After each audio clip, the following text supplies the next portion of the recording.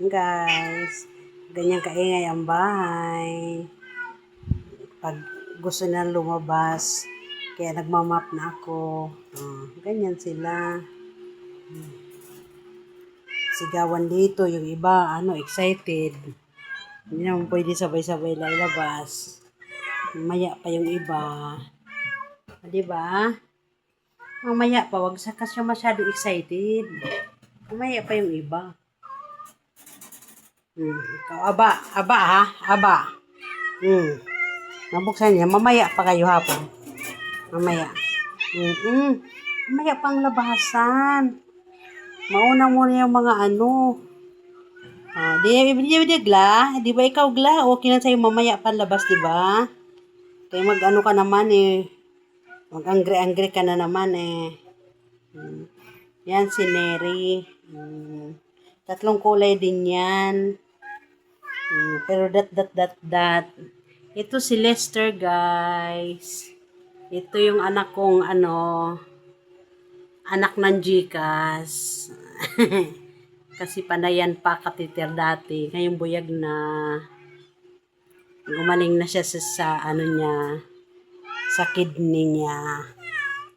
Hirap dati siya umihi. Ngayon, pabundo na lagi ng ihi. Diba? Diba anak ikaw ng Gcash, anak? No? Kasi pag emergency, kulang ang dala. Pag pupunta ng vet, laging pahabol ang Gcash kasi kulang yung pera namin. Ganun kami mag-ina, diba? Diba, Lister? Anak yan ng Gcash. Ikaw, si Marta. 3 kulay din pala si Marta. May brown ka din pala, Marts. Tsaka may dat na muti. May puti ka ba? Parang wala ka namang puti, Marts. Brown, itim ka lang. Si Marta. Ha?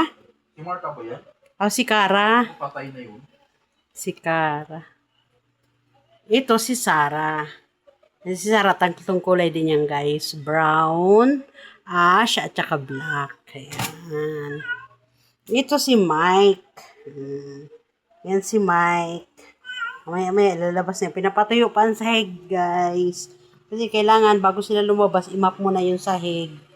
Kaya baka makadila sila ng mga bakterya. Mahal yung vet. Di ba? Kailangan laging malinis. Hindi pwede ng labas lang ng labas. Hindi nalilinis ang mga sahig.